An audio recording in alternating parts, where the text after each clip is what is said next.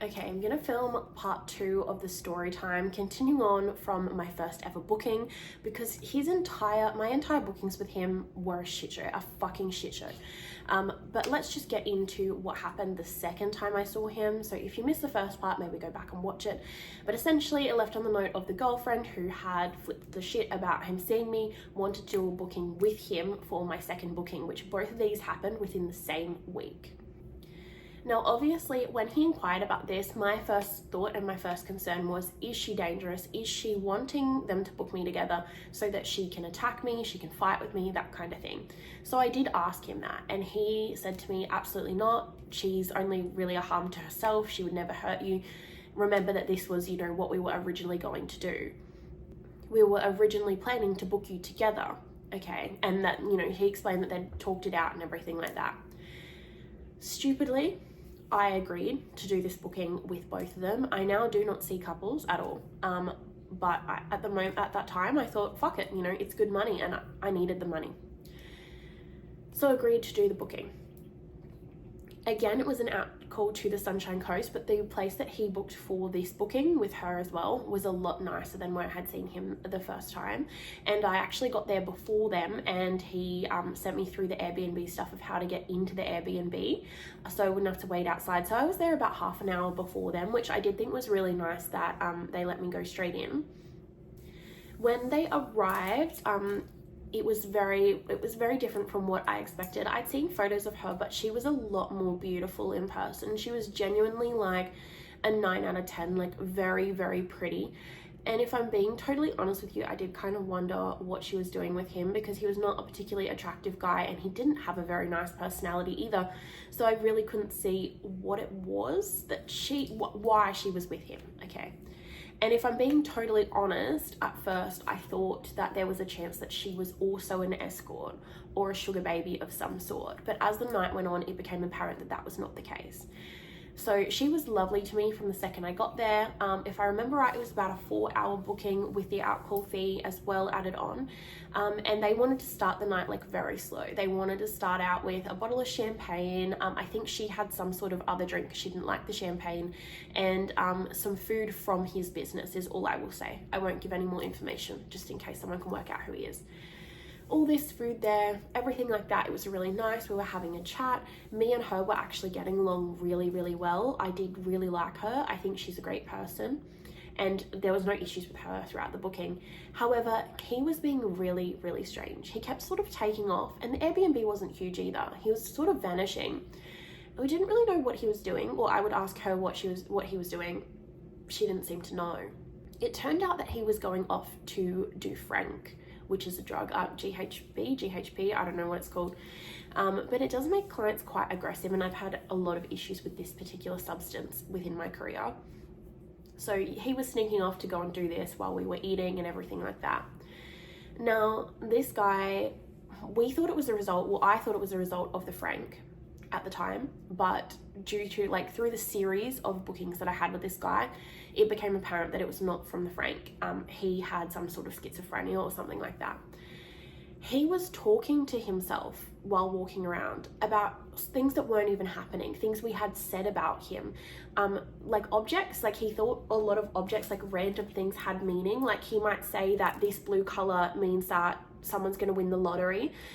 He had a particular thing with bees. He was obsessed with bees, and bees to him had some sort of supernatural meaning, and he was obsessed with my bee tattoo, which is, he told me in the first booking why he booked me, because he saw I had a bee tattoo. So pretty much me and her are having a good time, having a couple drinks. It kind of just feels like a girls' night, genuinely does. And he is running around the place being weird, saying weird shit, doing drugs in bathrooms, and being an idiot, an absolute fucking idiot. Regardless, I'm there and I'm getting paid, and at this point he did pay me. She got him to pay me as they walked in, which is all good. So eventually we get to a point where it's we've got an hour and a half left. We should probably actually be doing the thing. And so me and her encourage him to come and actually participate in the main event, right? Because that's what he's paid for. And she explains to me she's had a lot of threesomes before and stuff like that. She's very adventurous, so she's really excited. And she brought all these toys she wanted us to use and all that kind of thing, right?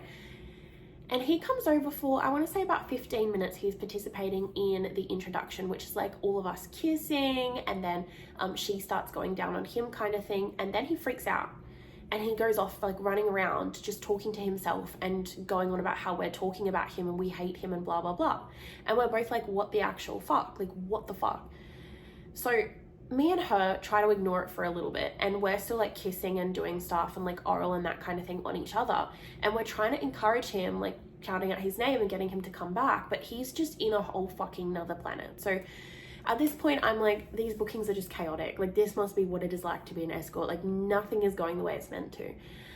She tries to talk to him. She ends up, after about 10-15 minutes, she leaves and she goes down and she talks to him one-on-one. And I could hear him saying, I will come and join you. Go and start. I will come and join you in about 5 or 10 minutes. I'm just nervous. She was like, okay, that's fine. So me and her go into the bedroom. Again, we're kissing, there's a bit of strap on, like that kind of thing. We're having a bit of fun. And he comes to the door and we think he's coming in to join. And we're both like, oh, like come in kind of thing.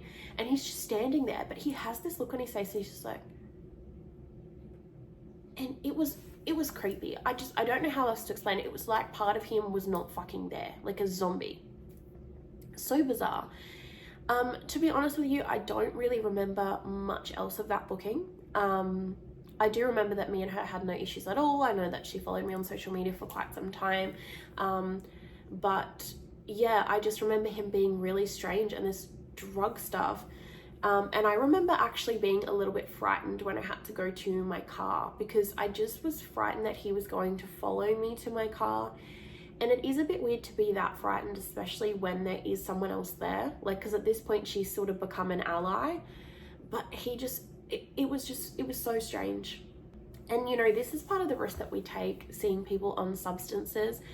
I hadn't given permission for him to be on any sort of substance at all during that booking, and I didn't realize until that last sort of hour and a half that he was actually taking something, because he wasn't doing it in front of me. And when it's that sort of dynamic and I'm with her, it was easy to miss what he was off doing. From that point on, I saw him quite a few times without her.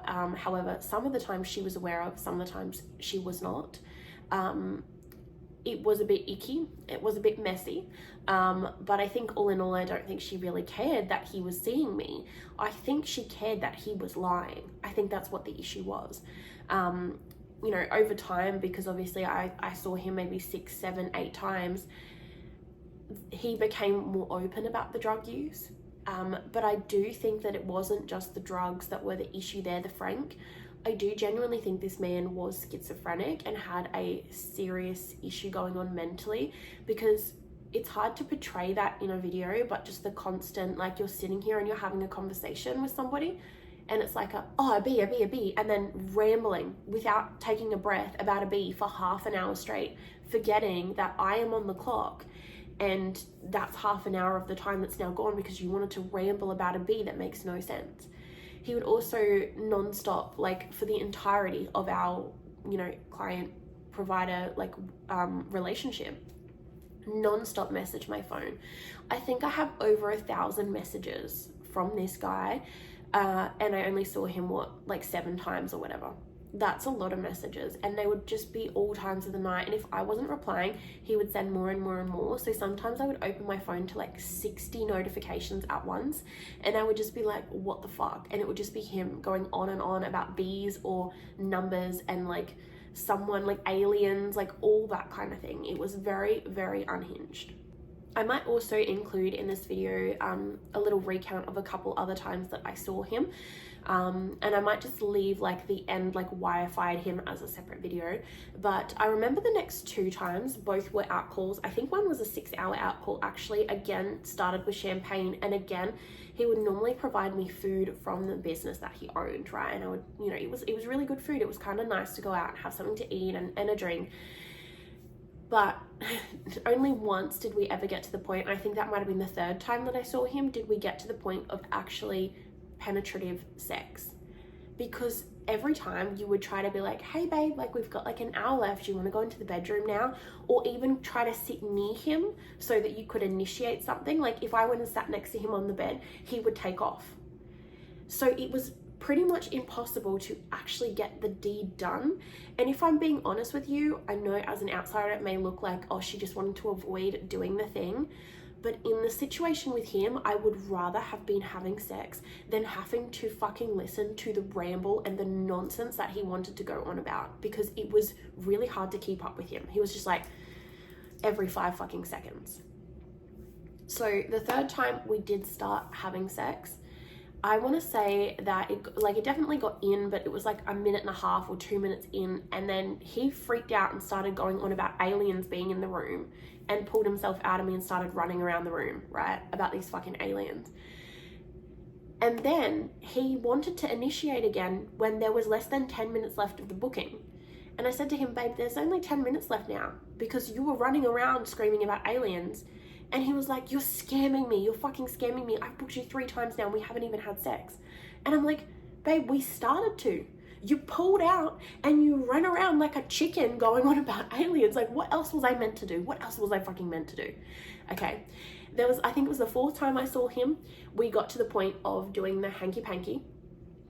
And when he pulled his pants down, he had this really weird pair of like black, like kind of like this sort of fabric-ish, black underwear with just a hole with his dick out. Okay, just his dick out. So I couldn't see any of the skin around there. I couldn't see his balls. It was just the dick out.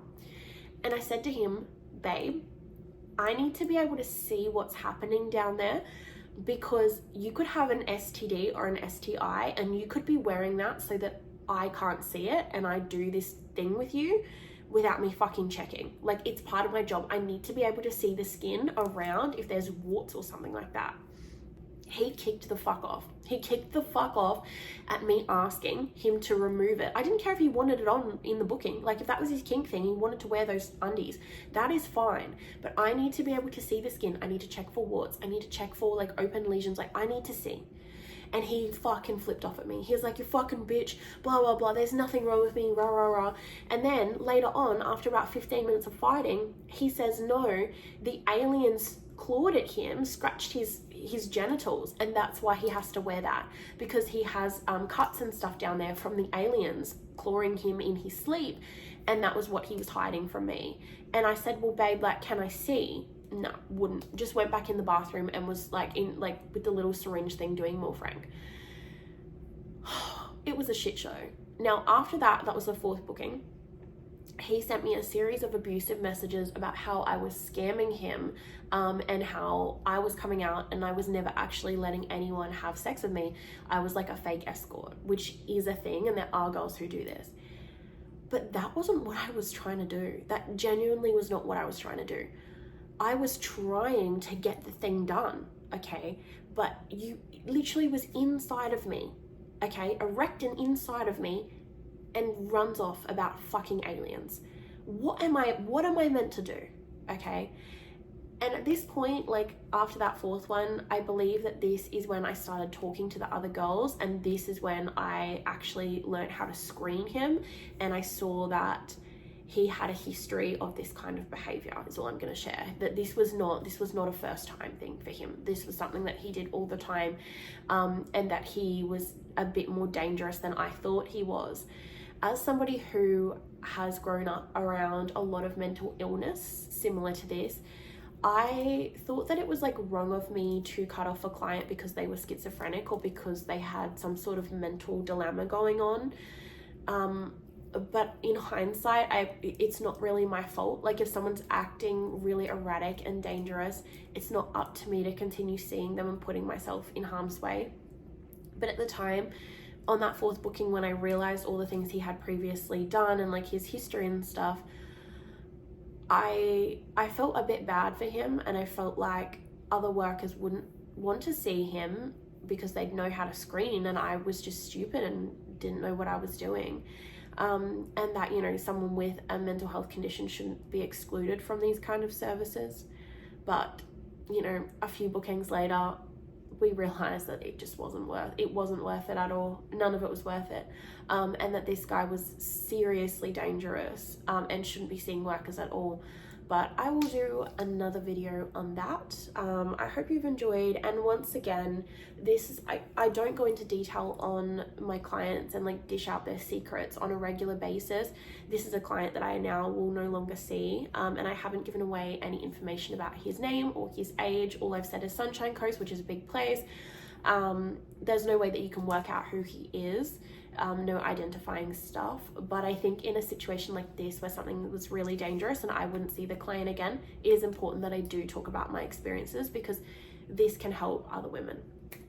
So yes, I'm very out of breath now, but I hope that you've enjoyed that.